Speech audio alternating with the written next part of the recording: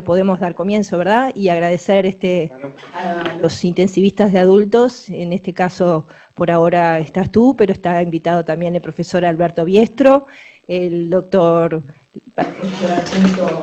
Leandro Moraes, que está por conectarse, al cual también le vamos a dar la conexión para que puedas interactuar, y así como Gerardo Fariña. Bueno, muchas gracias. Y el profesor Gonzalo Costa.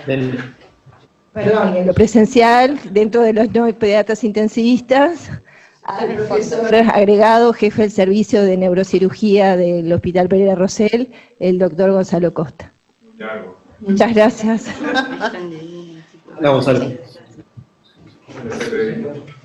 Bueno, bienvenidos todos y gracias por sumarse a esta iniciativa de la sociedad. Para todos los demás que están conectados también pueden participar. Lo único que hay que tener la precaución de no solaparse, pero la idea es que, es una charla entre colegas y podamos interactuar todos. La idea original era hacer una discusión de un caso clínico para poder comentar las guías que salieron este año, la tercera edición del traumatismo del cráneo grave de la Sociedad de Trauma Encefálico, y conocer un poco cuáles son las prácticas de las distintas unidades para poder determinar si la medicina basada en la evidencia alcanza a los pacientes que asistimos. Un poco discutir entre toda la experiencia de los distintos puntos. Perdón. No sé si nos está funcionando muy bien la parte de lo interactivo. En su defecto, cuando hagamos las preguntas, Zoom tiene un chat que podemos escribir allí nuestra opinión y después podemos hacer una devolución en otra instancia o al final de la charla con un poco las respuestas y los resultados que encontramos. Eso en cuanto a lo logístico.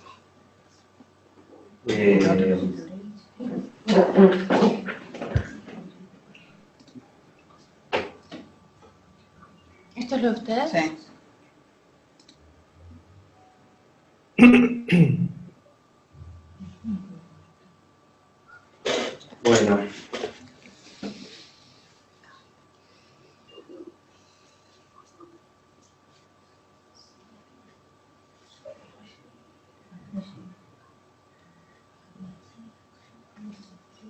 Para los que tengan la aplicación Kahoot, para poder interactuar.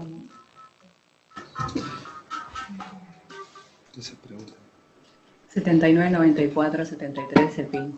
Está saliendo en pantalla. Ahí está, ahí con ese código que sale en pantalla pueden ingresar. En algún lugar es para que no pudieran cargar el Kahoot. Pero... Los que no pudieron descargar el Kahoot, ni entrar, ni usar la aplicación, pueden escribir en el chat directamente de la aplicación Zoom. Ya me decís, acá ves que te van a decir la gente que se va uniendo. Bien. Perfecto. Pero una vez que vos quieras lanzar la pregunta, empiezan acá. Igual yo voy a estar en la cabina. Te dejo la presentación. La presentación. En pantalla te dejo la presentación. Sí, ya la puse en el... para que... Alguien va realizando. Bueno, dale, vamos a arrancar. ¿Y dónde está la...? La idea es ¿Y dónde fue eso? Vamos a acabar. moderarlo entre dos. Héctor. Sí, entre Nico y yo vamos a ir tratando de dirigir, Darle algo de darle un poco de ritmo. Bueno, antes de empezar, nos gustaría conocer si en la UCIP donde trabajan tienen capacidad de asistir a niños con traumatismo encefálico grave. Y en las opciones está si tienen neurocirujano las 24 horas los 7 días de la semana, o si no lo tienen, o si deben trasladar el paciente en estos casos. Ahí vamos a habilitar la pregunta por el Kahoot. De lo contrario, escriben en el chat de Zoom.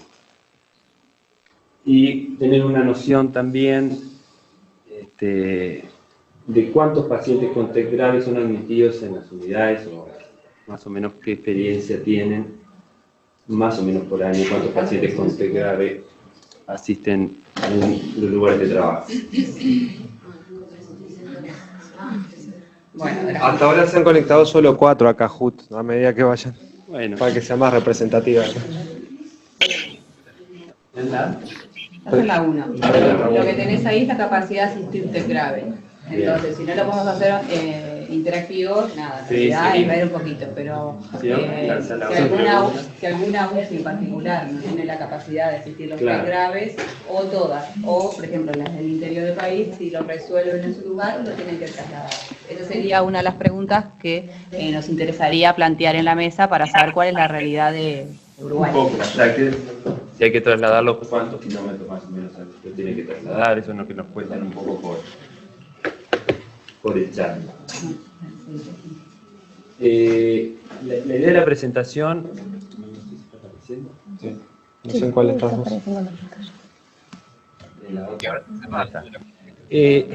Estas guías están publicadas en la Pediatría Crítica de Medicine, los autores son Kochanek y el profesor Tasker, y revisaron y publicaron 3 documentos, una guía donde están todas las pautas completas de la tercera edición, un sumario ejecutivo y un algoritmo de manejo práctico para el clínico, que es lo que adiciona estas guías nuevas. Y en base a la revisión de la evidencia, ellos sugieren 3 niveles de evidencia, más o menos para tener una idea, porque vamos a hablar de niveles de evidencia después cuando comentemos. La evidencia de nivel 1 significa que hay una recomendación de que el médico debe hacer o no hacer. El nivel 2 de evidencia significa que la evidencia disponible recomienda hacer o no recomienda hacer, y el nivel 3 de evidencia es se sugiere hacer o no se sugiere hacer para cada caso. En realidad las recomendaciones que hacen, las hacen sobre 2 objetivos, porque están explicadas así en las pautas. Las recomendaciones son para mejorar los resultados generales, ya sea la mortalidad o el goce alegres o el estado funcional, o recomendaciones para controlar la presión intracraneal. Así, cuando ellos hablen de evidencia, algunas van a estar referenciadas para mejorar los resultados generales y otras para controlar la vida.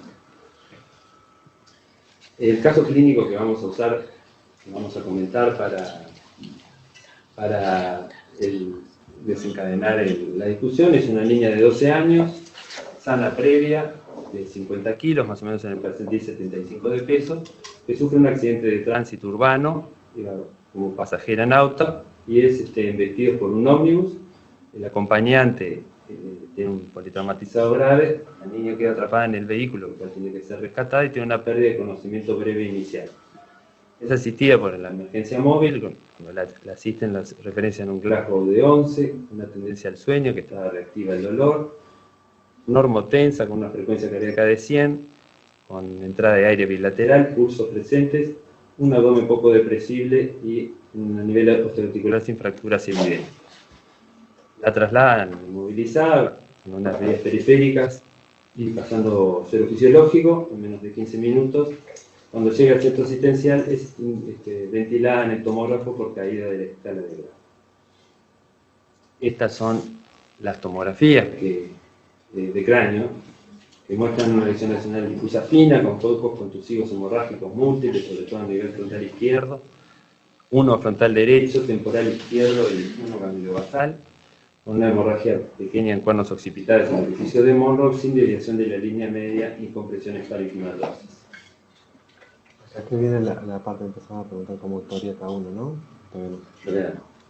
Ingresa a la ventilación, después pasa por el tomógrafo, porque en realidad le hicieron toda la tomografía en el body, ventilada normalmente, a una temperatura de 35, reactiva al estímulo, con algo de tos espontánea cuando se aspiró, con pupilas simétricas intermedias, reactivas bilaterales, sin movimientos normales, una buena entrada de aire, ventilada con AMBU 96%, un ritmo regular de 95, una pegada de 96 con 61, está apenas por debajo del percentil 50, con pulsos periféricos presentes, bien coloradas, con un abdomen no distendido y poco depresivo. Las lesiones craneales que decimos del balance lesional, una fractura del ángulo mandibular, una fractura a nivel torácico del primer arco costal derecho con un neumotórax escaso bilateral, una contusión pulmonar del lóbulo medio derecho, y una laceración esplénica del tercio superior, con ecocardiograma, enzimas cardíacas normales, amilasas y lipasas normales. Bueno, al ingreso se adoptan las medidas de cuidados básicos, de conexión a la ventilación, las ondas, la sedación para los procedimientos con la lidocaína, una carga de suero fisiológico en 1 litro en 10 minutos, se comienza con noradrenalina, posteriormente, a 0,05 gramos kilo minuto, se hace la vía yugular derecha, la vía arterial, se monitoriza, se indica sedanalgesia, hidratación, mantenimiento, anticomerciales, postresión gástrica, antibióticos, publicidad paraclínica, la imagenología y se desencadenan las interconsultas. El algoritmo que vamos a seguir el razonamiento está en estas nuevas pautas, estaríamos en los cuidados básicos. La idea es discutir un poco estos cuidados básicos. No vamos a... No, que no te deja. Porque está perdón. Ahora. Sí, te deja. Pero ves que sigue apareciendo. Hacer el clic. Ahí está. Los cuidados básicos que habla la guía son los que dijimos hoy, ¿no? Adecuadas analgesia y sedación, ventilación controlada, control de la temperatura y control de la fiebre, mantener el volumen intravascular apropiado, la hemoglobina, el valor mínimo de hemoglobina, tratar las coagulopatías cuando se identifican y una terapia antiepiléptica para prevenir las convulsiones tempranas.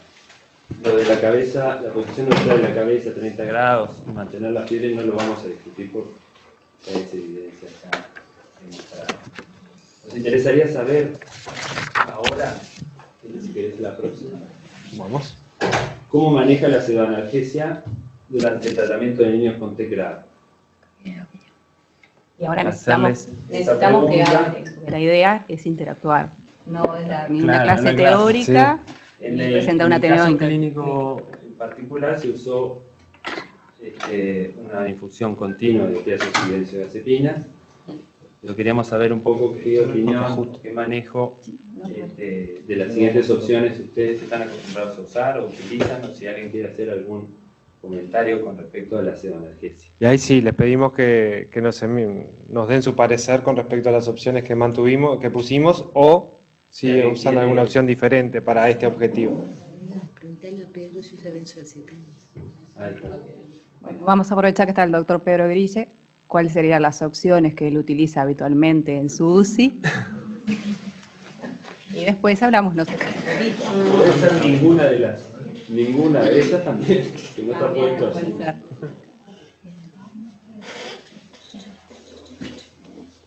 ¿El audio? Y no abre la boca. Ahí,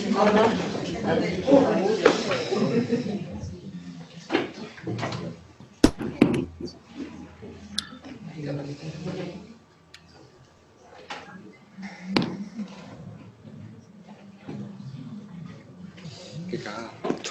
¿Me escuchas? a ver, tenemos, creo que no tiene. Uruguay avanza 2019. Pedro, ¿querés hacer algún comentario de tu experiencia del manejo ¿Me escuchan? de pseudoanalgesia en estos pacientes? Sí, ¿me escuchan?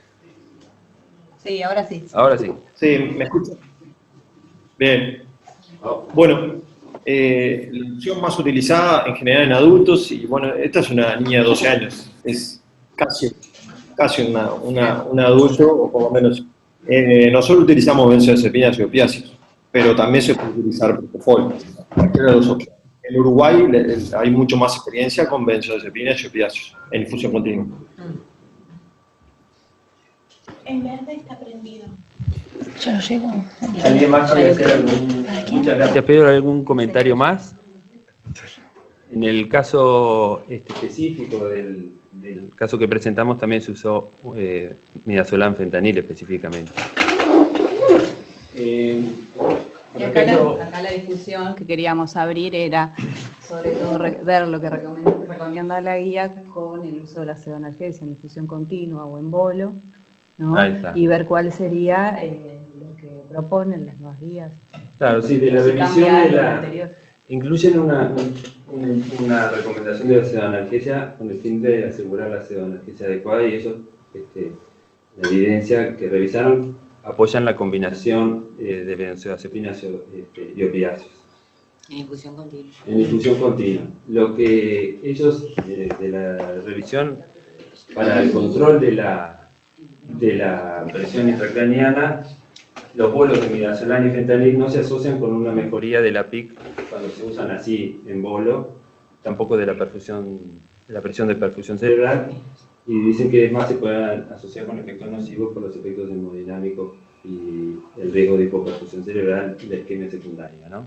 Así que esta recomendación de evitar los bolos es nuevo. Y como nos decía Pedro, que en adultos utilizan mucho el propofol, no hay en la revisión evidencia del uso en pediatría, como tampoco lo hay que no hay estudios que digan que no los uses. Simplemente la recomendación está basada en las pautas de las indicaciones de la FDA. Acá había un punto que a nosotros nos llamaba la atención, que era el propofol, pero dijo lo usan de primera línea como anestesia básica. Ellos sugieren no realizarla y de hecho también sugieren no realizarla en la hipertensión endocraniana refractaria. Obviamente tienen otra realidad que nosotros, cuando vayamos avanzando en las medidas terapéuticas, nos vamos a quedar sin el tiopental y ahí es cuando, por lo menos en pediatría, ocupa un lugar.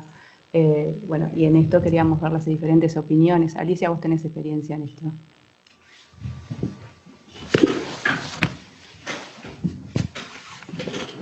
Hola a todos. Buenos días. La experiencia que tenemos es que ya, bueno, estamos hablando de las medidas de segundo nivel cuando estamos ante una hipertensión endocraniana refractaria, donde nos hemos quedado sin el tiopental, con lo cual hemos tenido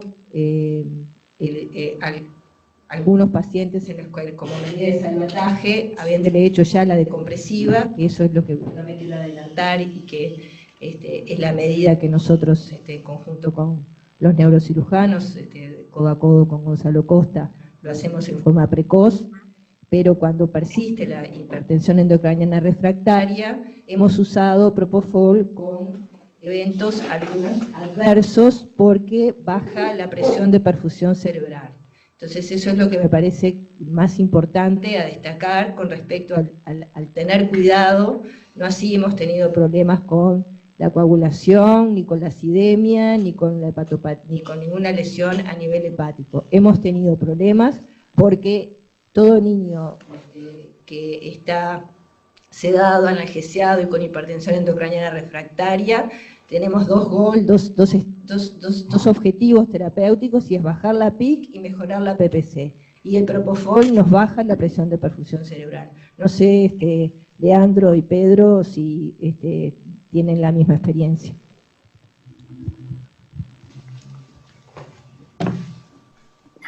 ¿Hablo yo? Hola, Leandro, ¿me escuchás? ¿Todo bien? Sí, bien. Bien, no, dos cosas.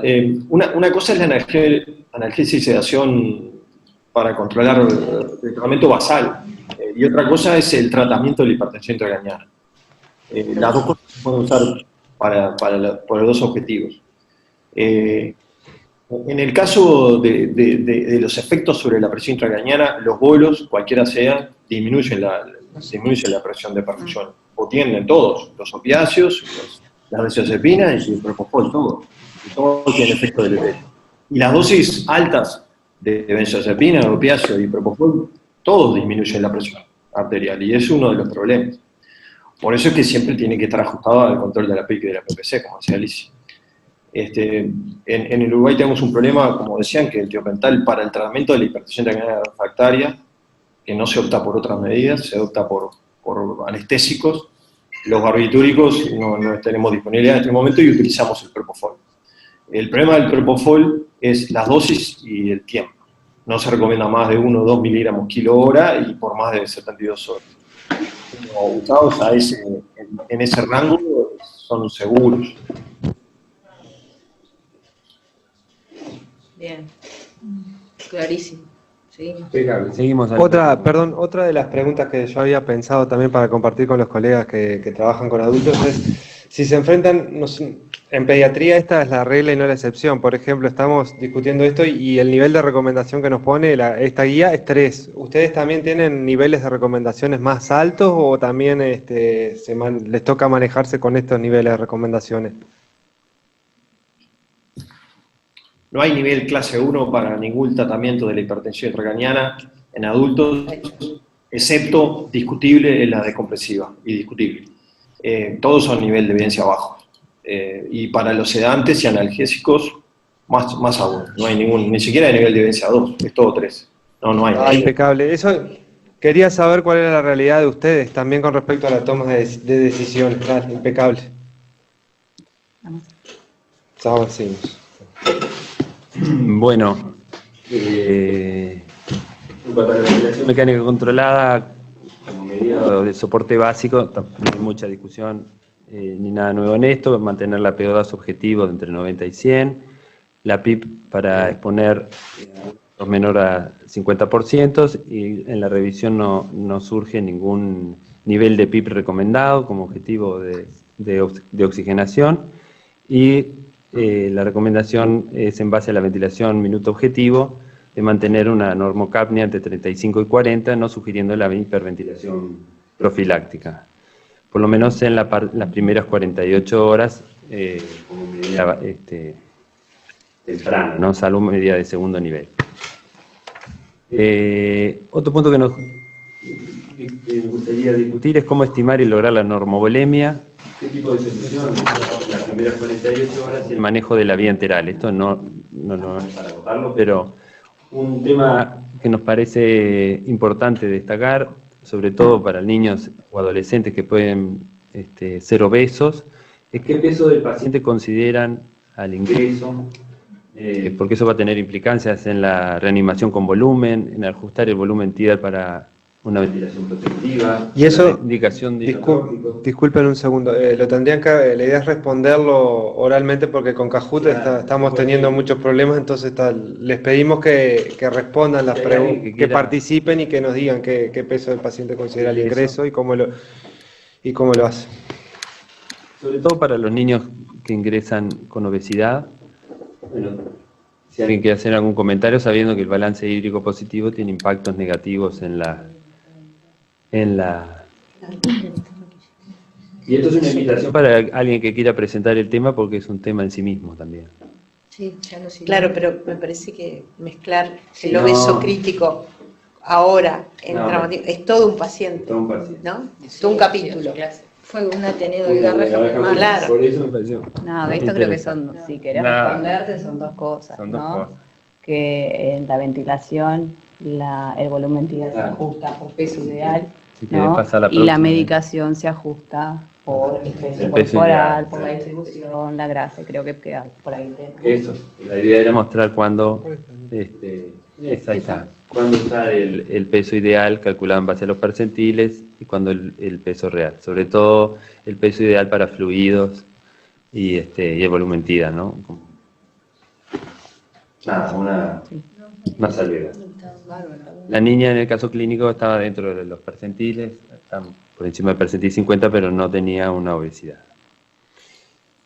Las guías recomiendan para la estimación de la volemia utilizar la presión venosa central, con lo polémico que puede ser este punto. Y el tipo de solución que recomiendan es el suero fisiológico para lograr una anatremia objetiva entre 140 a 150, con una glicemia no más de 180, insulina si pasan los 198, evitando la hipoglicemia, ¿no? Y lo que recomiendan es el inicio del soporte nutricional enteral temprano para mejorar los resultados. No sé si alguien también quiere hacer algún comentario en este punto de la presión venosa central como estimación de la volemia, porque... Sí, ¿qué hacen? ¿Qué hacen los adultos?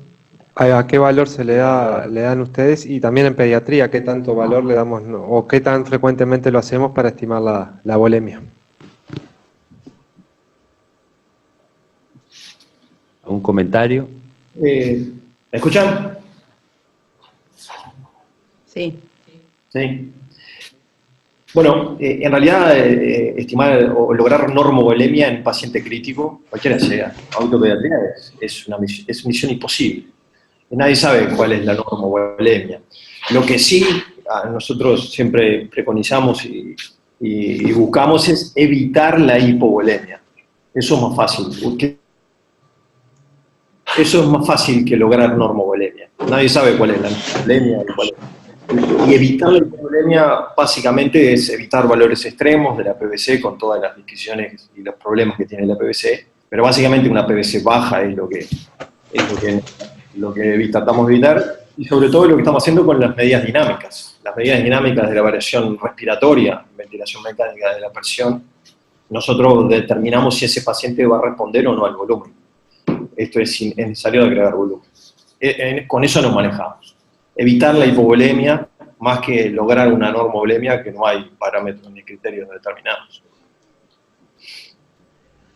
Con medidas dinámicas, ¿a qué te estás refiriendo? ¿A la ecografía? Bueno, ¿A la distensibilidad?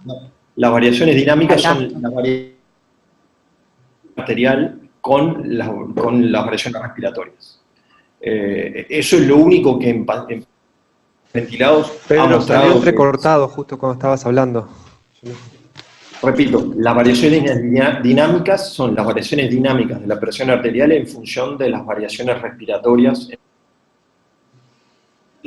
Eso es lo único que ha mostrado significativamente indicar que el paciente va a ser respondedor al volumen, que es lo único que podemos determinar realmente si el paciente está hipovolémico o no. Lo único que podemos determinar es si el paciente va a responder al volumen. Y hacemos eso, medidas dinámicas. Elevación de los miembros inferiores o variaciones dinámicas de la PA con la respiración. Esas son las medidas más importantes. Y después lo otro es lo clásico. Perfecto. En pediatría, ¿alguna otra experiencia para valorar el tema del volumen? Bernardo. Difícil. Con micrófono. No sé. No, tenés que usar micrófono. ¿No? Es algo que estamos buscando cómo medirlo. Quizás hace un año o dos nos tiramos de lleno a la ecografía y bueno, tampoco puede ser que el colapso sea un elemento, pero son quizás elementos y cuando está presente es muy tarde. O sea, siempre estamos llegando tarde. O siempre estamos, me parece que hay que navegar, como decía un poco Pedro, en esa franja de estar, mirar muchas variables y tratar de no pasarnos y tampoco que llegue a más. Digo, me parece que no hay que marcarse unos targets de valores, que eso es lo que nos gustaría a todos, porque así haríamos medicina mucho más, ¿no? Mirando series, pero bueno, cuánto tiene subir y bajarle, pero en realidad el que está al lado del paciente es muy cambiante y no hay nada, son muy variables, me parece. Hay que tomar en cuenta todo, la fuerza cardíaca, digo, también es algo, también a veces, pero no es un valor único, o sea, a veces hay una sobreacción de la fuerza cardíaca como elemento de contención, ¿no? Y esa sobrecarga de volumen, hasta taquicárdico con una carguita de volumen, o sea que cosa que nosotros ya rechazamos hace unos años, dijimos no es solo eso, o sea la taquicardia solo nos sirve, la presión es tardía, y más en niños que es más tardía, tiramos de cabeza la ecografía y tampoco nos mostró nada, o sea solo cuando colapsa sí, igual estamos insistiendo, queremos hacer algo de ecocardio, a ver si, pero no hay nada de ecocardio para intensivista, hay ecocardio para acaban de hacer y estamos buscando algo que nos permita a nosotros intensivistas con la simple contractilidad o algo que nos muestre algo que puede decir está normovolémico o una tiene de contractilidad o un gasto sistólico, pero tiene que ser algo sencillo para que lo podamos usar como herramienta. Entonces me parece que la herramienta que tenemos es estar al lado del paciente y mirar muchas cosas, no mirar una sola cosa, me parece, por ahora o por ahí. Cable. Hola Nico, que otra de las cosas que nos había pensado en conocer la opinión tanto de los colegas de adulto como de los colegas de pediatría es de esta nueva recomendación, como pusimos acá en la presentación del soporte nutricional enteral temprano, ¿qué tanto los complica o les ha complicado en el manejo de los pacientes la presencia de la gastroparesia que a veces tienen los neurocríticos, ¿no? Porque todos estamos de acuerdo de que lo tenemos que empezar lo más rápido posible, pero a veces ha pasado de que tenés unos residuales tremendos y te complica la instalación de la vía oral, o llegar a los aportes calóricos necesarios por vía oral. Entonces queríamos preguntarles con qué tanta frecuencia se enfrentan ustedes a esta gastroparesia de los neurocríticos. En pediatría se estima que entre el 10 al 20% de los traumatismos de cráneo graves, si mal no recuerdo, puede pasar esto. Y si tienen alguna estrategia terapéutica para esa gastroparesia o tienen que recurrir a la alimentación parenteral habitualmente. Me gustaría conocer la experiencia que tienen. Leandro.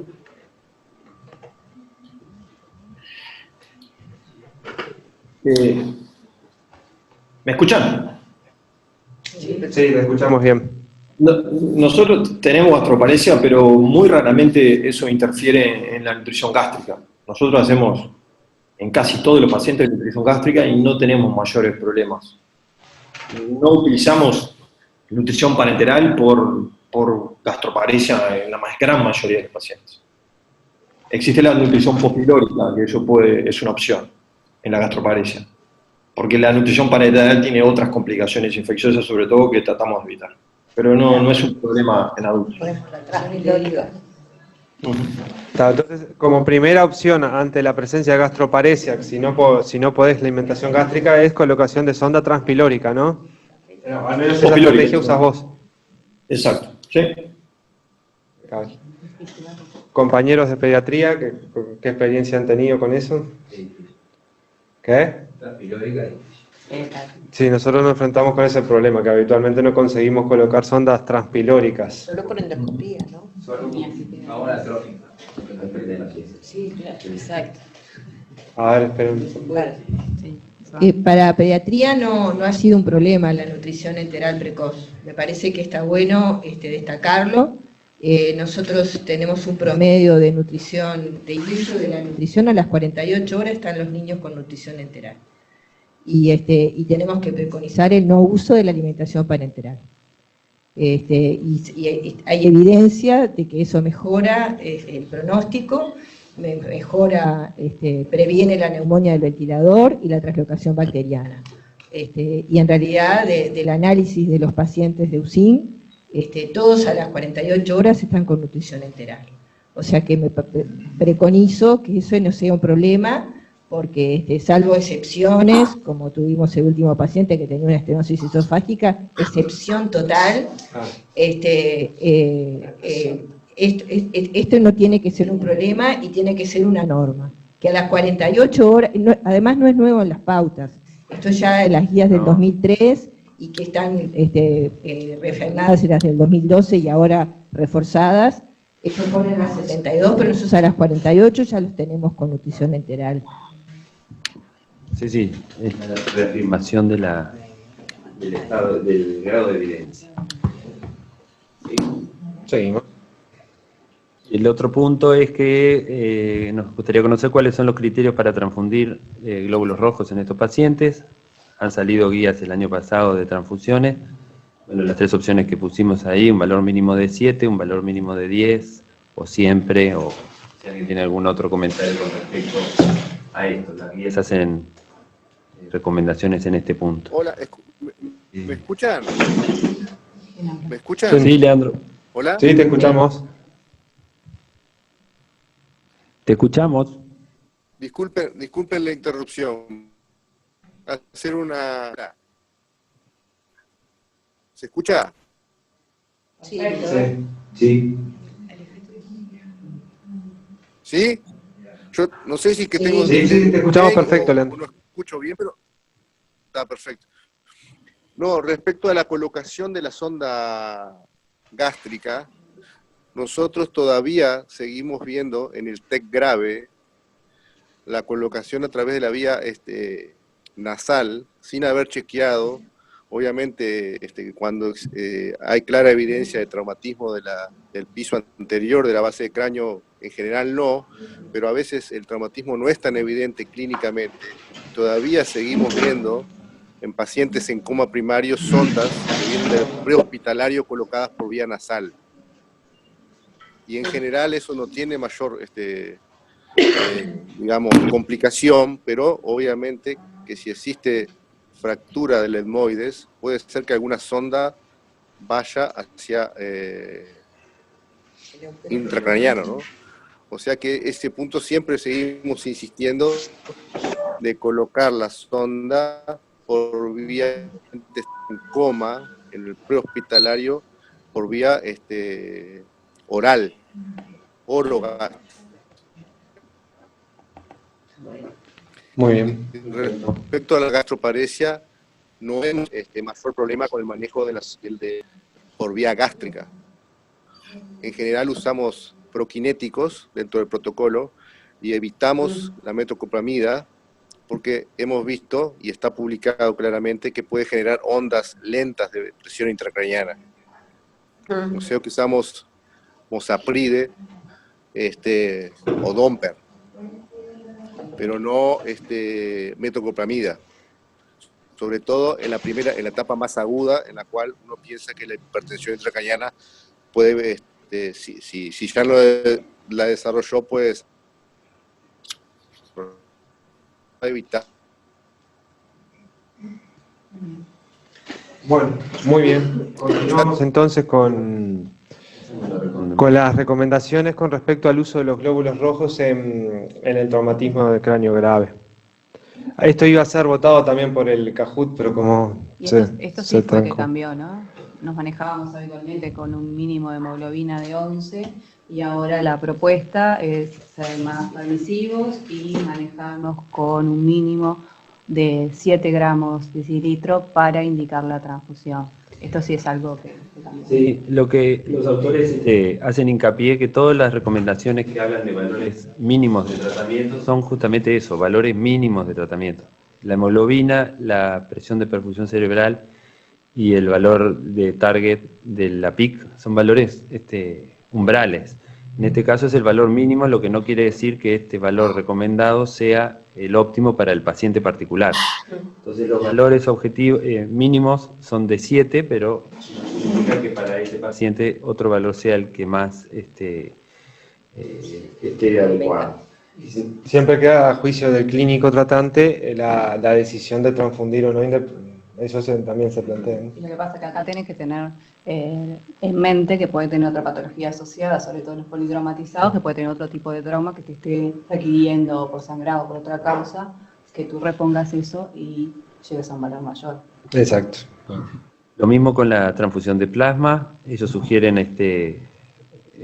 corrección de valores anormales cuando hay que colocar el catéter de PIC o cuando hay que ir a una neurocirugía, que ahí los valores van a variar un poco dependiendo de la situación clínica, ¿no? Ellos no, en cuanto al plasma, dicen no corregir un INR que sea menor o igual a 1,6, pero ese valor varía en el caso de que haya una cirugía o por medio. Bueno, seguimos para adelante por cuestión de tiempo. En cuanto a la prevención de las convulsiones precoces, queríamos saber la experiencia en el uso de los fármacos antiepilépticos. ¿Qué experiencia o qué usan más frecuentemente? Si la fenitoína, el levetiracetam u otro fármaco para la prevención de las convulsiones precoces. ¿Y si se indican todos o hay algún tipo de lesión que podría no indicarse el anticomercial? ¿Y cuánto tiempo? ¿Y si hay diferencia, por lo menos, entre las dos opciones que pusimos? Todas esas preguntas. que alguien quiere participar. Que responda todos los ítems de la pregunta. El farmacólogo puede responder. El farmacólogo, si no. Bueno, ¿dónde está el farmacólogo? Ahí. Bueno, con respecto a... En realidad, si viene la indicación, ha tenido bastantes variaciones, ¿no? Con respecto a cuándo sí y cuándo no, ¿no? Habitualmente, cuando hay un TEC grave, no genera demasiada duda de indicar profilaxis anticomercial. ¿Cuál es la duración? ¿Con qué es mejor y con qué es peor? Y bueno, con respecto a la eficacia para prevenir, lo que medio que está demostrado que no hay grandes diferencias con respecto al antiepiléptico que tú utilices. Obviamente, los antiepilépticos más nuevos, por decirlo de alguna manera, como puede ser el caso del levetiracetam, han mejorado el perfil de seguridad con respecto a los antiepilépticos más viejos. No es que sean más eficaces en la prevención o el control de las convulsiones, pero sí tienen un perfil de seguridad un poco más benevolente, por decirlo de alguna manera. No es que sean inocuos, pero son como un poco más benevolentes y te ahorran algunos problemas farmacocinéticos, ¿no? Con la difeniliantoína a todos nos ha pasado o que usamos determinada dosis carga que o nos vamos para arriba o nunca llegamos al nivel umbral que queremos, entonces lo tenemos que cargar de nuevo, aumentar la dosis. Con los nuevos antiepilépticos son más predecibles desde el punto de vista farmacocinético, entonces nos darían esas ventajas, no creo que sean mínimas. Nadie puede decir que está mal hacer profilaxis con difeniliantoína, pero los más nuevos te aportan esas ventajas. No mayor eficacia, sí mayor o un perfil de seguridad más inocuo y más previsibilidad, más fácil de predecir su farmacocinética. Por eso es que habitualmente no es necesario monitorizarlos, es más predecible todo. Sí, eso claro. Son más caros también. Una pregunta para los centros. El neurocirujano Gonzalo Costa nos pidió la palabra. El protocolo que tenemos acá y que usamos siempre es al usted grave, a todos le hacemos anticomiciales. Mucho más que son pacientes que su presión intracraniana o está al límite o está aumentada. Y una crisis convulsiva en estos pacientes va a completar esa hipertensión intracraniana. Entonces está protocolizado que le hacemos a todos anticomiciales y también está demostrado que son efectivos en la primera semana. A la semana se suspende. No necesita descender. A la semana se suspende porque está demostrado que son efectivos durante la primera semana y que tener crisis en esa primera semana no determina que los pacientes van a ser epilépticos más adelante. Entonces a todos le hacemos anticomiciales durante una semana y a la semana se suspende. Impecable. Pedro, Leandro, ¿ustedes qué conducta adoptan con los traumatismos? ¿Y qué antiepiléptico están optando hoy en día? Lo mismo que dijeron. No hay evidencia más de una semana. Las recomendaciones son bajas igual. Y la insulina y el levetiracetam en cuanto a efectos son similares. Eso sí, estudios clase 1 que comparan uno con otro y son similares, con todas las ventajas y desventajas que ya nombraron, que no voy a repetir. Utilizamos cualquiera. Los costos deciden en Uruguay. El levetiracetam es mucho más caro que la combinación. Sí, nosotros... Hola, nosotros... Sí, te escuchamos. Es como desesperante. Leandro, te vamos a pedir que repitas de nuevo porque se... Hola. Hola. Sí, ahora te escuchamos bien. Qué lástima. Hola, ¿me escuchan? Te escuchamos, ahora se te escucha bien. Nosotros, desde el punto de vista, digamos, práctico, le hacemos a todos los que están en coma, le hacemos a todos, o sea, traumatismo grave a todos. Pero es muy discutible en adultos, pero en Uruguay en general hacemos a todos. Entre otras cosas porque no tenemos la disponibilidad de neuromonitoreo que otros centros tienen, por ahora. Aunque acá tenemos bastante, acá en el Hospital de Clínicas. Pero hacemos siempre, desde el punto de vista conceptual, remarcamos el hecho de que los fármacos son capaces de inhibir las crisis precoces, que era lo que mencionaba Costa, o sea que no queremos que tenga una crisis epiléptica durante hipertensión intracraniana, ¿verdad? Pero es claro que ninguno de los fármacos antiepilépticos actuales, de todos los que hemos mencionado, o de los dos que hemos mencionado que más se utilizan, evitan o interrumpen o de alguna forma la epileptogénesis. O sea que la epileptogénesis va por otra vía y el enfermo, con estos antiepilépticos no prevenimos, eso tiene que estar claro, el desarrollo posterior de la epilepsia post-TEC, ¿verdad? O sea que la profilaxis es más que nada por manejo de riesgo de hipertensión intracraniana en la primera semana y no para prevenir una epilepsia posterior.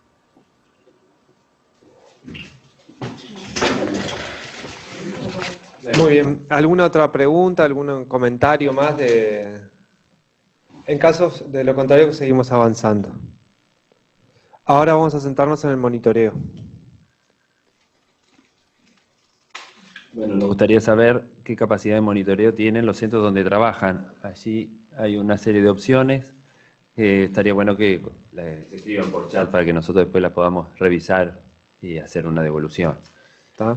Seguimos entonces, ¿no? Seguimos. Pero léelas capaz. Sí, bueno, las opciones son monitoreo de la PIC, oxigenación del tejido cerebral, tomografía, electroencefalograma continuo, Doppler transcraniano en la UCIP, ¿no?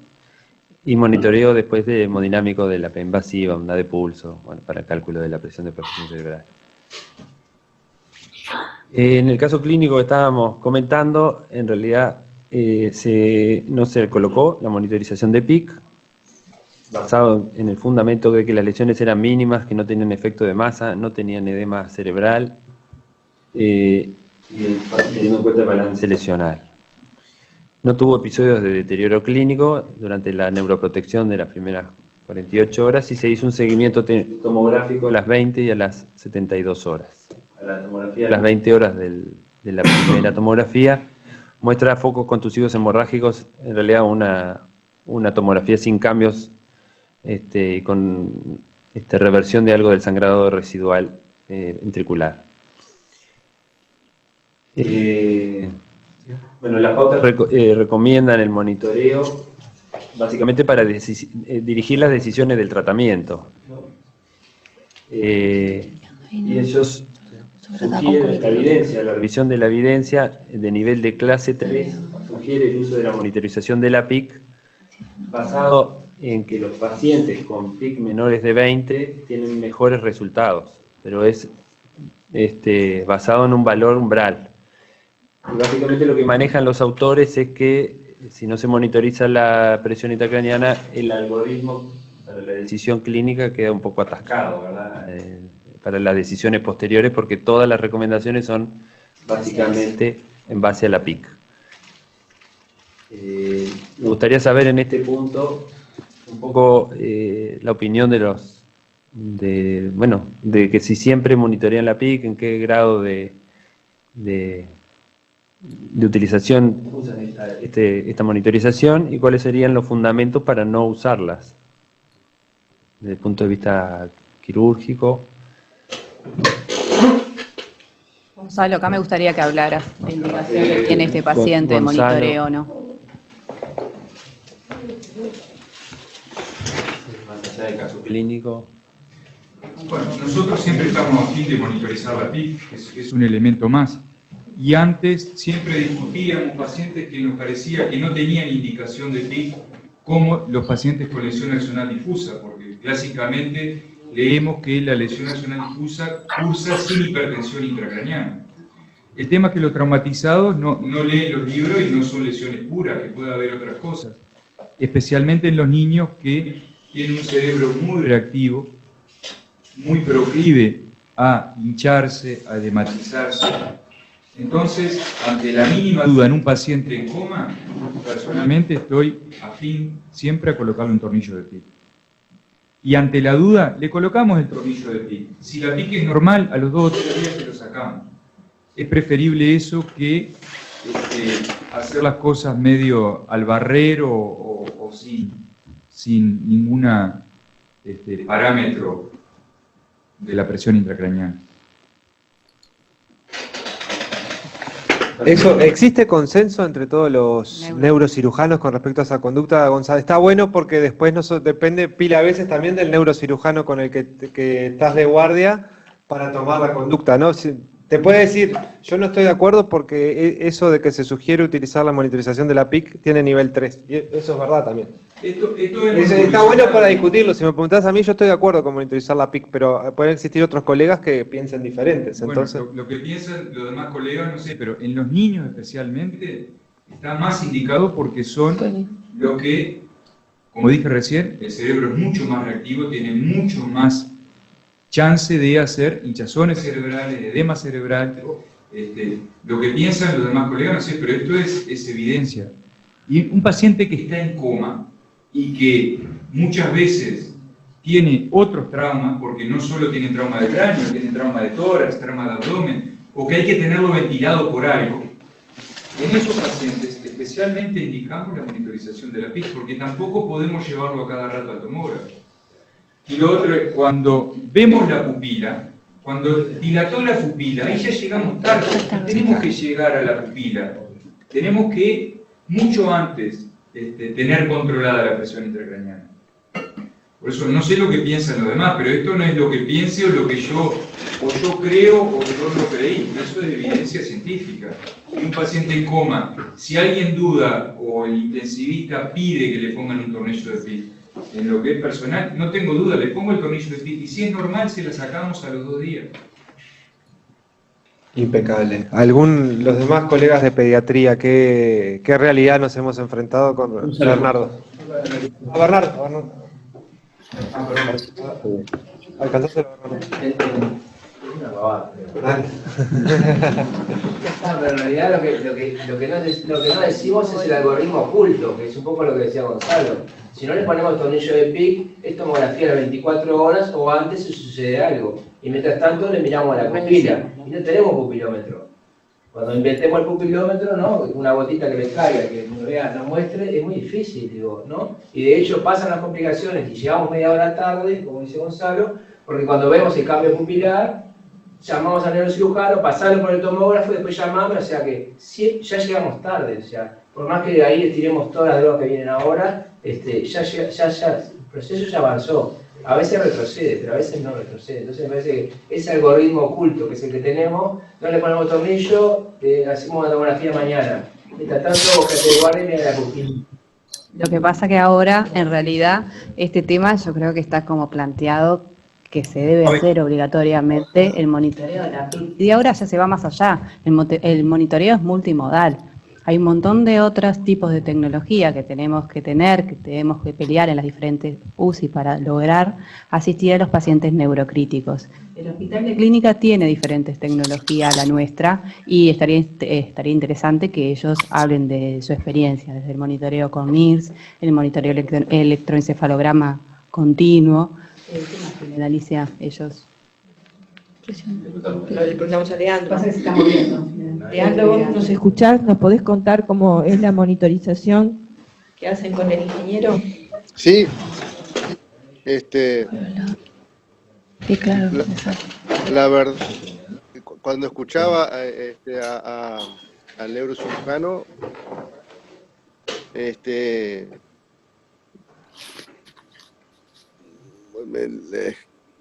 muy interesante todo lo que decía. Nosotros en general en el hospital es un centro que se monitoriza bastante, digamos. En términos generales, cuando el paciente está en coma y tiene una tomografía anormal, sin considerar la lesión nacional difusa, que tenga otra lesión, ahí prácticamente yo diría que monitorizamos el 100% de los pacientes. Prácticamente, arriba del 90%. Cuando es un Marshall 1 o 2, ahí surge un poco la discrepancia. Pero cada vez más estamos más en sintonía con el equipo de neurocirugía, porque empleamos mucho el neuromonitoreo no invasivo en base a Doppler transcraniano, a la vaina del nervio óptico, a la pupilometría, y en general, cuando existe alguna de estas alteraciones en pacientes con tomografías incluso normales o con una lesión difusa, si alguno de los parámetros en cualquiera de esta forma de monitoreo no invasivo está alterado, no tenemos mayor dificultades para convencer al equipo de neurocirugía que coloque un tornillo, por ahora un tornillo y seguramente próximamente algún catéter intraparenquimatoso. Y otro punto a destacar es que a pesar de que lo que en general es el residente de neurocirugía que coloca y no es el cirujano más experiente, la morbilidad que tenemos en la colocación del tornillo es despreciable completamente para el riesgo que uno está buscando. Yo en 20 años, no sé si un caso recuerdo que haya tenido una complicación grave vinculada a la colocación de un tornillo. O sea que la morbilidad es muy baja y lo que uno puede obtener es el beneficio, a mi criterio, es significativo, bastante superior a ese riesgo. Así que bueno, y lo otro que decía Costa, también tenemos ahora más facilidad para convencer al equipo de neurocirugía cuando uno decide monitorizar un paciente en base a que no lo va a poder valorar clínicamente. Porque por el trauma, por el shock, por el estrés o por múltiples factores, no se puede valorar clínicamente por unos días, incluso a veces intrasladable. También el equipo de neurocirugía con más frecuencia hoy en día accede al neuromonitoreo.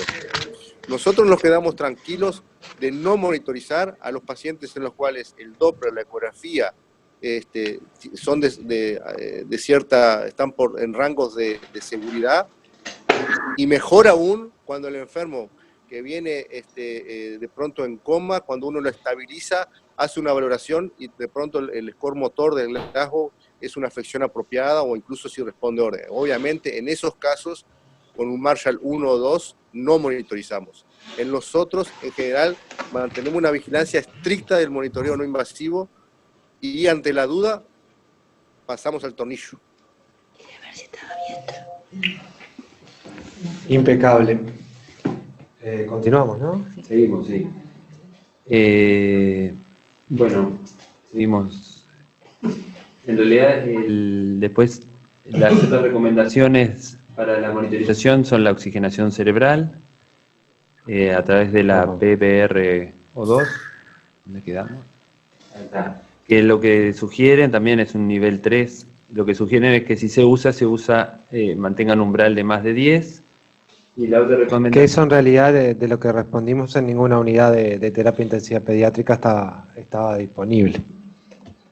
Pero capaz que en el hospital de clínicas se utilizaba, no sé si la experiencia. O Pedro, Pedro se tuvo que ir al Ateneo. Sí. Tenía Ateneo, Pedro. ¿Ustedes utilizan la oxigenación cerebral, Leandro? Nosotros actualmente no tenemos de los catéteres intraparenquimatosos. Incluso tenemos la máquina, pero no tenemos la posibilidad, nos cobran más de $1000 cada catéter y no podemos acceder lamentablemente al catéter de presión tisular de oxígeno.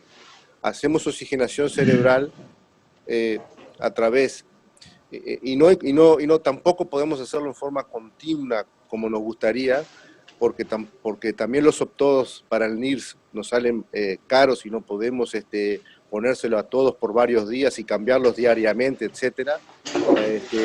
Pero bueno, sí, en casos seleccionados, cada vez con más frecuencia también usamos el monitoreo de la oxigenación cerebral a través del NIRS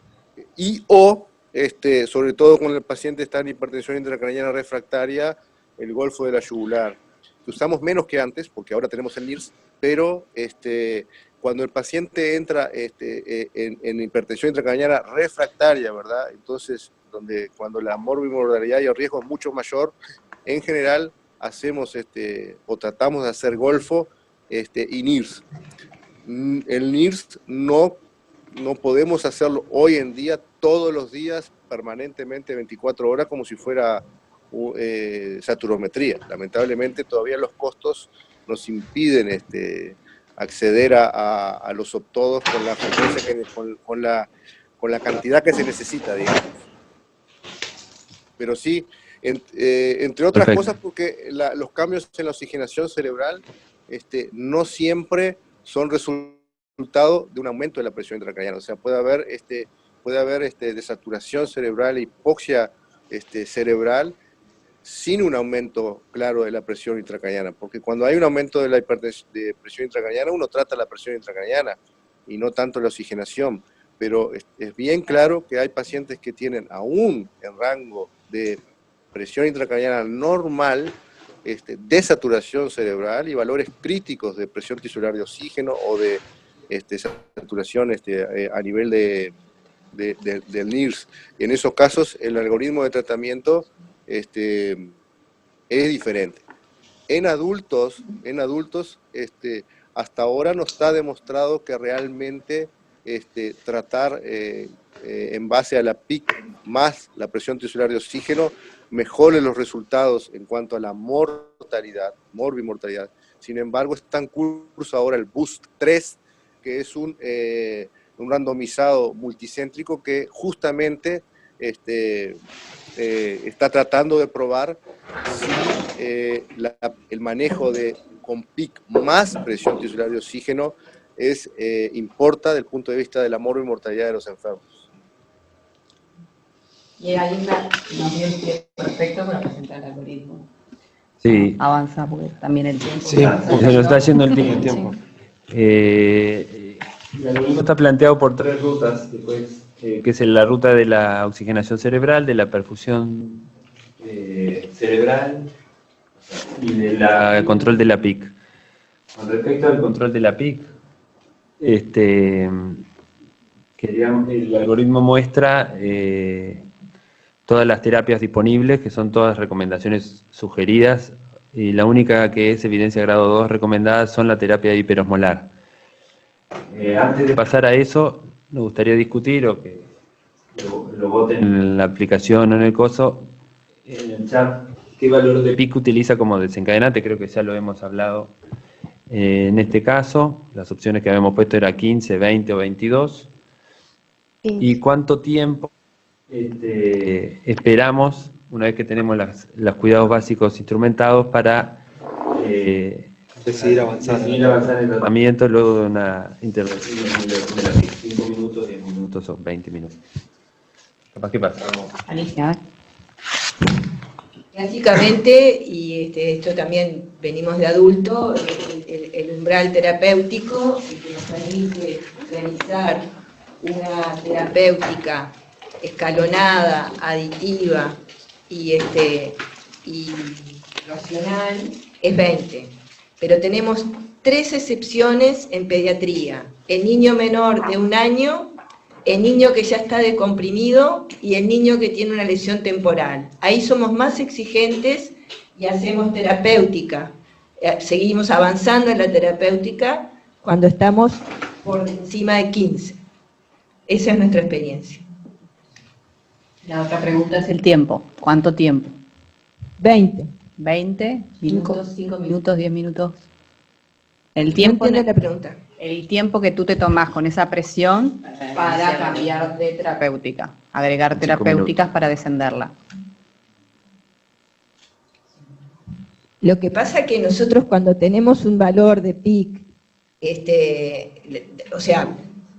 tenemos que darle tiempo a la terapéutica a que haga, yo si tengo un niño que tiene una hipertensión endocraniana de 20, ahí le voy a hacer un bolo de hipertónico, y ese bolo va a pasar en 20 minutos. Entonces, no voy a seguir agregando terapéutica hasta ver si tiene efecto esos 20 minutos. Claro.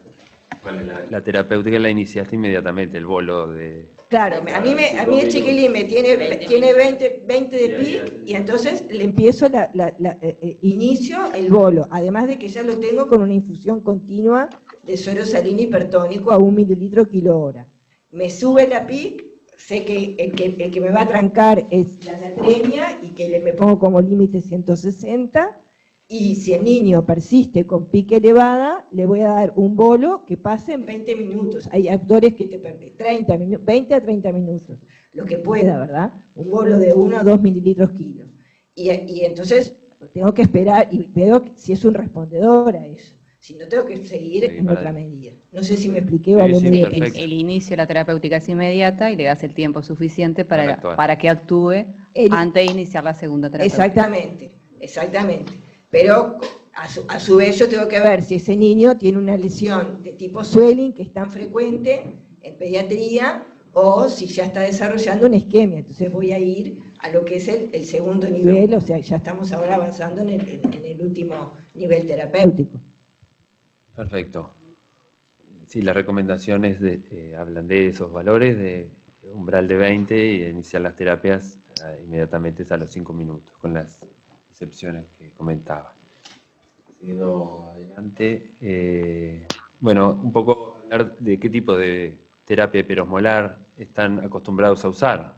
El suero salino hipertónico en bolo, el bolo y el goteo continuo, el suero salino al 23% en bolo o el uso del manitol.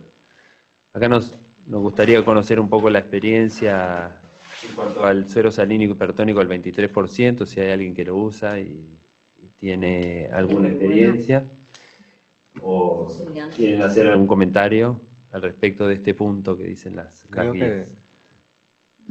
En pediatría seguro que no lo uso. No hay en Uruguay.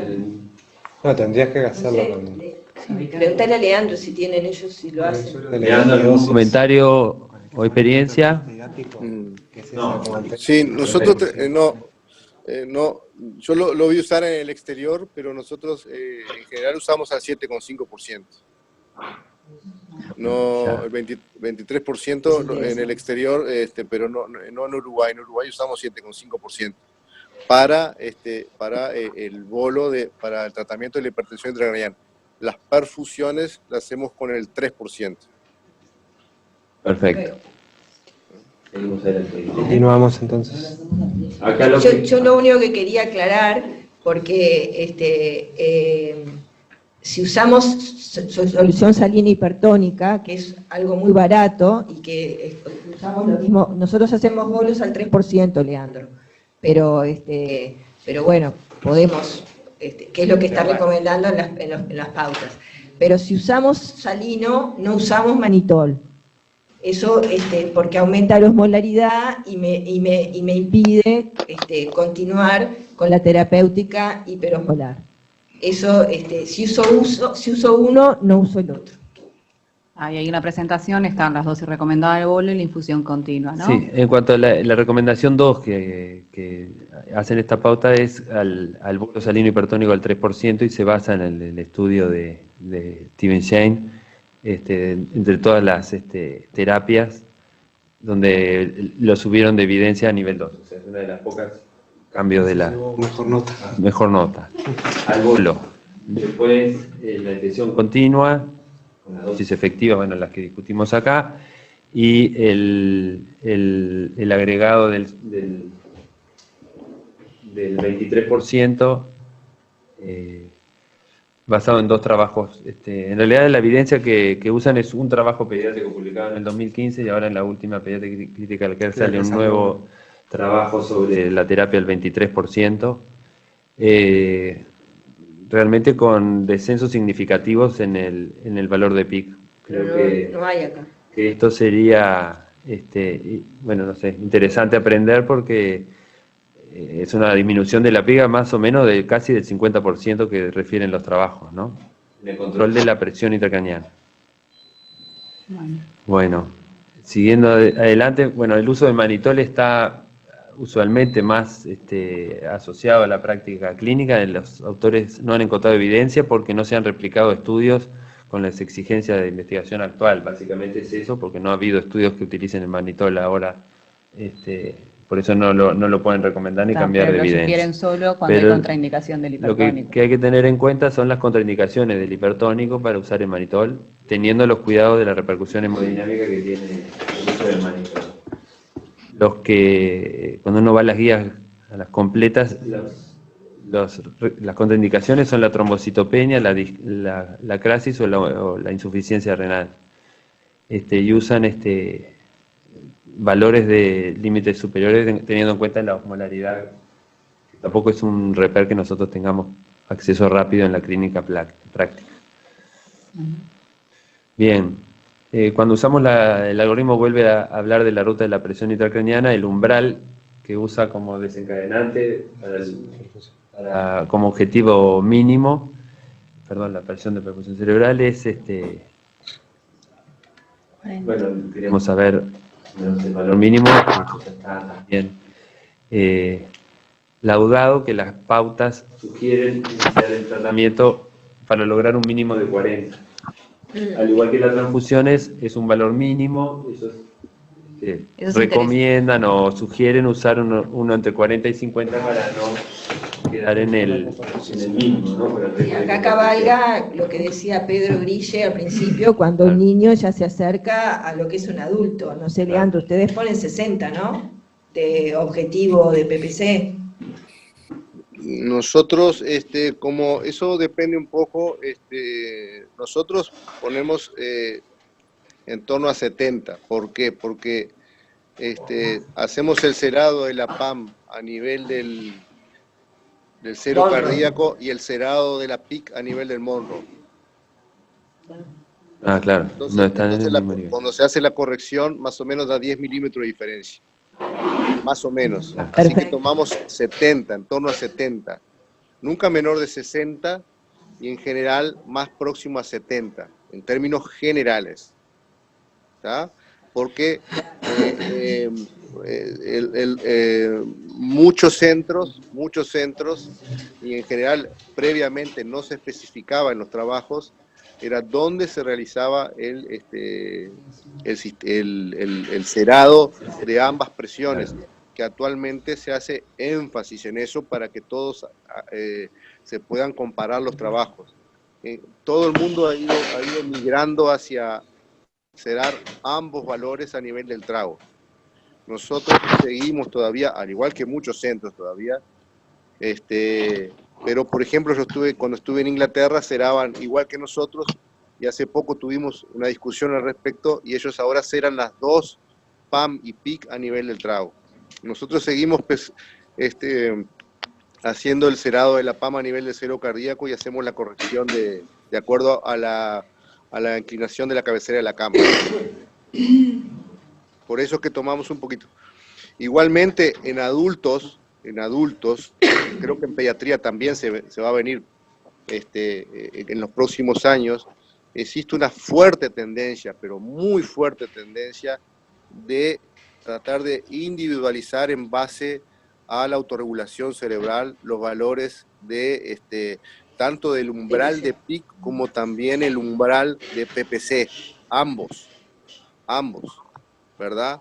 Porque parece bastante claro a esta altura que alejarse en un sentido o en otro de la presión óptima para ese paciente es perjudicial. O sea, no es solo que estar por debajo del valor óptimo para ese paciente es malo, o sea, hipoperfundir ese cerebro, sino que también estar por encima de la PPC óptima de ese enfermo también contribuye con la generación de lesión de la barrera y edema cerebral. O sea que hay una tendencia marcada, sobre todo en adultos, mucha investigación y algún multicéntrico en curso para tratar de probar que el manejo en base a una PPC óptima, en función de los índices de autorregulación cerebral, el PRX es el más conocido, el más práctico, el más ampliamente difundido, respecto al manejo igual para todos.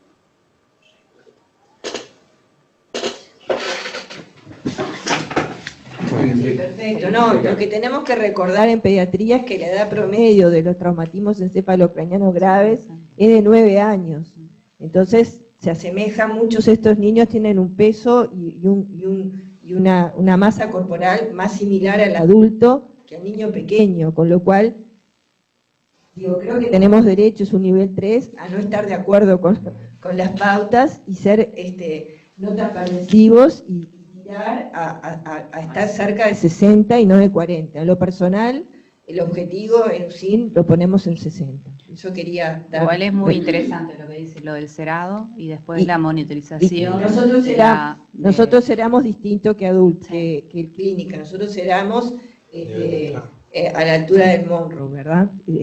Leandro, ceramos los dos igual, el de la PIC que el de la PAM. Bueno, seguimos. No, eso fue. Bueno, la ruta de la presión de perfusión siempre hace hincapié en lo que es optimizar la volemia, primero con volumen y después con los vasopresores correspondientes. Un poco, para no reiterar acá, porque ya se habló de la oxigenación cerebral,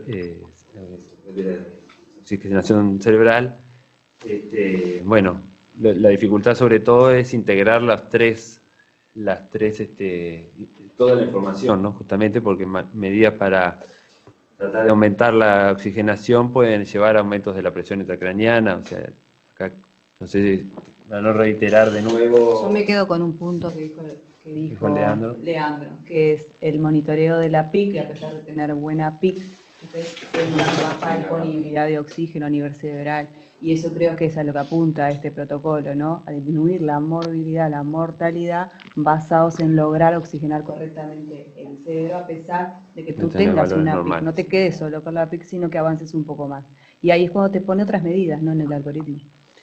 Sí, de cómo mejorar la oxigenación. Lo que sigue estas medidas, al tratar de mejorar el flujo que va al sangre, pueden llevarte al aumento de la PIC también. Bueno, ahí la tenés que monitorizar. Ahí está el fino equilibrio. Ahí está el equilibrio y ver cuál es el mecanismo predominante de la que está jugando ahí, ¿no? Esté alterado. Seguimos. Bueno, simplemente que el algoritmo también muestra la ruta de la herniación cerebral y su tratamiento como emergencia, haciendo hincapié en la semiología clásica, que para no detenernos ahora por cuestión de tiempo, pero sobre todo con el tratamiento de la como emergencia médica que es, o médico quirúrgico. Disculpen, ¿me escuchan? Sí. No, quería hacer un comentario porque el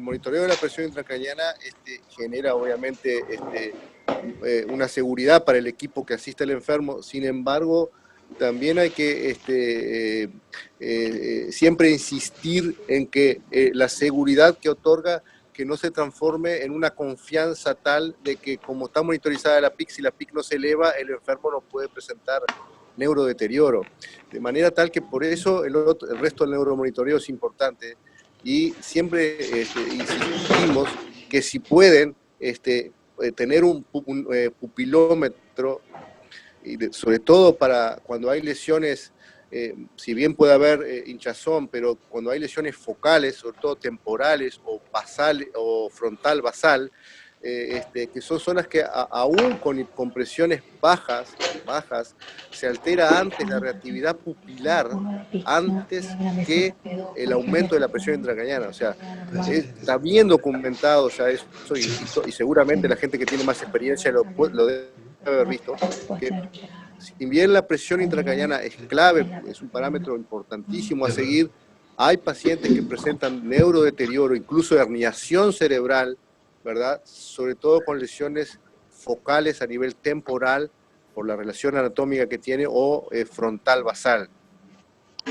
De manera que el control de la reactividad pupilar es complementario absolutamente con el monitoreo de la presión intracraniana.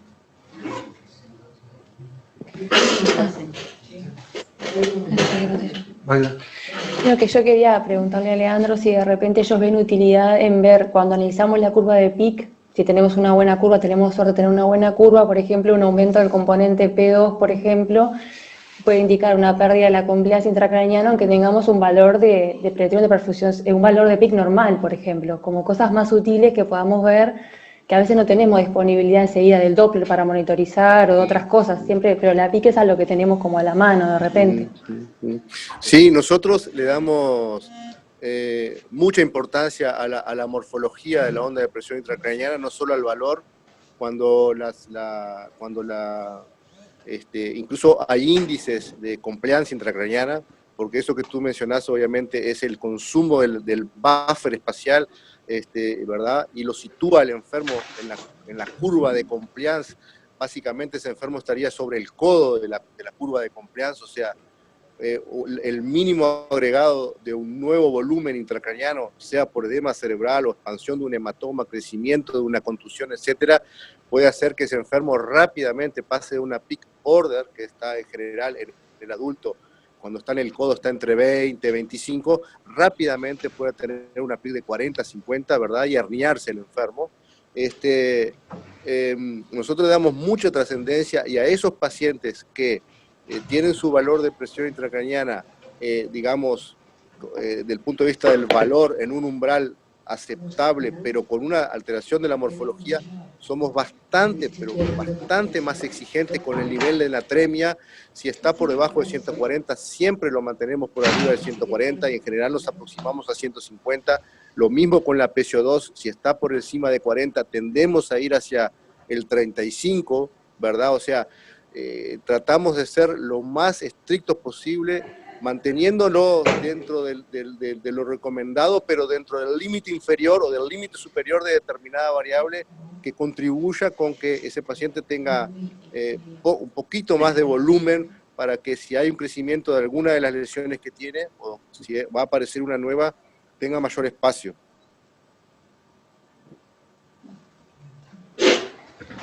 Muchas gracias. Muchas gracias. Bueno, tratando de retomar las medidas de segundo nivel cuando hay refractividad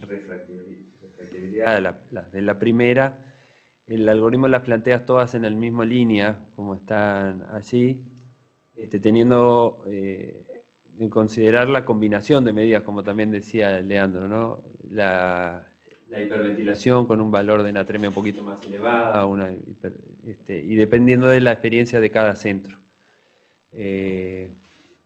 Por cuestiones de tiempo capaz que nos vamos directamente, porque las medidas son los barbitúricos, la hipotermia, la hiperventilación y alcanzar niveles más altos de natremia. Capaz que vamos directamente a la hipotermia, capaz, o a la cranectomía. No, nos queda la decompresiva. La decompresiva, capaz. Que me parece que es una herramienta que nosotros utilizamos bastante cuando tenemos este tipo de pacientes, y es un centro que lo realiza sin mayores inconvenientes. Gonzalo, te toca, ¿no?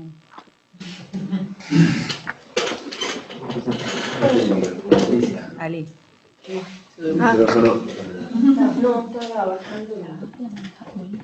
Bueno, nosotros utilizamos la cranectomía decompresiva como primera medida de segunda línea, ¿no?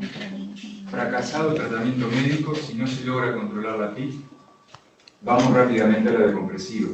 Con el concepto de que la decompresiva es ahora, no es dentro de 3 horas, ni es dentro de 6 horas, ni es mañana. Una vez que completado el tratamiento médico, la PIC sigue alta, vamos directamente a la decompresiva. Por eso, la efectividad de la decompresiva está con el precoz. Como dice Richard Pauling en el trabajo de decompresiva, que es el buque insignia de la reactivación de la decompresiva en el mundo, dice que cuando la PIC es mayor de 40 milímetros de mercurio, estamos hablando de adultos, ¿no? Durante más de 2 horas, la devastación neurológica es irreversible. Entonces, cuando pensamos en la decompresiva, es ya dentro de media hora. La decompresiva es de emergencia antes de que el paciente se muera o antes de que la destrucción neurológica deje secuelas graves. Y nosotros ahí, ¿cómo nos manejamos? Nos manejamos con el valor de 25 por un periodo de más de 30 minutos para indicar la decompresiva cuando ya agotamos las medidas médicas. Y bueno, eso va a depender de la edad también, como dice Alicia, en un niño de 2 años, 25 es un valor altísimo de PIC, y 20 es un valor alto. El valor de 20 milímetros de mercurio en un niño de 2 años es una PIC muy alta. Sacando las 3 salvedades que hablamos hoy, ¿no? Por eso, sacando las salvedades. Igual, como salvedades que habló Alicia hoy, no se monitoriza la PIC en menores de 2 años. Eso es lo otro que yo te iba a tornillo de PIC. Eso. La indicación del tornillo de PIC. El tornillo de PIC antes de los 2 o 3 años, algunos dicen de los 3 años. Por eso sí, en los niños menores está monitorizado porque se tuvieron que operar por algo, para evacuar un hematoma o por algo. ¿Está bien? Pero los tornillos de PIC no se ponen en menores de 2 años y algunos dicen en menores de 3 años. ¿Por qué? ¿Cuáles serían los motivos, Gonzalo? El motivo es que el cráneo no está cerrado, el espesor de la calota craneal es muy fino. Sí, por eso te digo. El cráneo está abierto, además. No, está bien, era para que todos escucháramos los motivos, porque me han estado mandando algunas preguntas. Perfecto. Quizá para ir terminando, simplemente destacar por cuestiones de tiempo nomás, La única recomendación que después hacen son de nivel 2, o sea, de no hacer la hipotermia moderada temprana, en el caso de la hipotermia, para mejorar los resultados generales. Sí, la después con nivel 3 de evidencia la sugieren para el control de la PIC en caso de refractariedad, ¿no? Con las recomendaciones de seguridad del recalentamiento. Lo mismo, las otras dos recomendaciones que no usan es una dieta inmunomoduladora específica y el uso de corticoides, salvo excepciones de alteraciones del eje, son recomendaciones que están incluidas en la pauta, en el algoritmo que es un nivel de clase 2 para los resultados generales. Y que está en ahora desarrollándose este estudio del Instituto Nacional de Disturbios Neurológicos y Stroke, que se la da a la espera, que son de comparación de tratamientos, ¿no? Que son más de 1000 pacientes que están enrolados. En realidad, bueno, no sé si alguien tiene algún comentario para ir cerrando por cuestión de tiempo. Queríamos agradecerles. Una sola cosa de lo que decía Gonzalo en cuanto a la craniotomía, que es ya, como decía él, y se considera precoz en las primeras 48 horas, o sea, hay que hacerla antes de las primeras 48 horas. Y nosotros nos pusimos ese objetivo, que ya llevamos, no recuerdo cuántos años, Gonzalo, 15, ¿no? 15. La mortalidad que teníamos en UCIN, que era de un 15% de los TEC grave, ha bajado y se lo atribuimos a la decompresiva precoz, porque otras cosas no han cambiado. Sí, la adherencia a la pauta, eso es muy importante, ha bajado a un 7,5%. Esa es la mortalidad que tenemos nosotros ahora en UCIN de los TEC graves. Y bueno, quería un poco para reforzar y promover la adherencia al protocolo, que es lo que permite un tratamiento racional y aditivo. Era ese el aporte que quería dar, perdonar la interrupción. No, perdón. Gonzalo quiere decir otra cosa. Quería reafirmar lo de la craniotomía decompresiva, de que antes se abandonó la craniotomía decompresiva por los malos resultados, o porque decían que cambiaban la muerte del paciente por un estado vegetativo. En la serie que tenemos nosotros de decompresivas del niño, que ya debemos llevar más de 70, el 90% tienen un excelente resultado. El 80-90% tiene un excelente resultado. Los niños vienen, se reintegran a sus actividades normales, a ir a la escuela, y muchos vienen a que les recoloquemos el hueso porque quieren empezar a jugar al fútbol.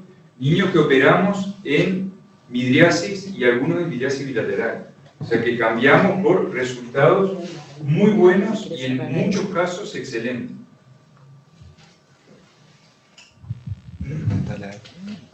Leandro, no sé si quiere. Leandro, comentarios sobre estos puntos. No, básicamente estaba escuchando las opiniones de ustedes y nada, digamos, estaba aprendiendo un poco de ustedes.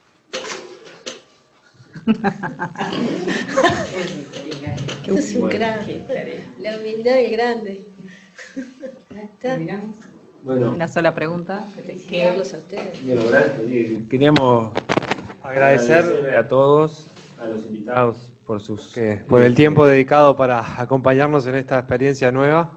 Y destacar que en realidad cuando estábamos mirando acá había casi 60 personas conectadas, así que bueno, agradecerle a todos, a los que vinieron y a los que se conectaron, y que bueno, esto sea el inicio de algo, de un ciclo y ahora, de actividades. Yo, porque no, así me quiero sacar ese mote de clavijo. El apodo de clavijo es tuyo. Pero en realidad el próximo Ateneo es el primer jueves de junio, hora 10. La idea es que alguna unidad espontáneamente se ofrezca a plantear un tema. No sé por qué se me fijaron los ojos hacia allá. Atrás de Verónica y adelante de los neurocirujanos. Tolosa, Bernardo, andan por ahí. Tolosa y Bernardo trabajan juntos. Allá también. La idea es que planteen el tema que quieran, la presentación como la quieran expresar, un problema que tengan, algo que les surja dentro de su unidad o que no lo manejen en su unidad y se quiera aprender ese tema, lo que fuera. Pero que sea espontáneo, que sea sugerido y una iniciativa de cada una de las unidades, planificado. Nosotros 4 nos ofrecemos a trabajar como moderadores, ayudarlos un poco en lo que es la conexión. No nos salió muy bien pero bueno. Bueno, pero creo que eso se va mejorando a medida que se va practicando las conexiones. Claro. ¿Hay algún resultado de No, porque no la alargamos más porque había pocos conectados. La idea es que tener esta información. Va a ser primero y tercer jueves de cada mes, Marina. Eso para que te las agendes. Y la idea es empezar a las 10 y en teoría terminar a las 11, siempre se nos va un poco más largo. Bueno, así que por el chat nos conectamos y vemos quién la hace. Dale, gracias. Nos mantenemos en contacto para saber a ver quién presenta y qué tema está para ir informándole a los demás compañeros. Y un aplauso para la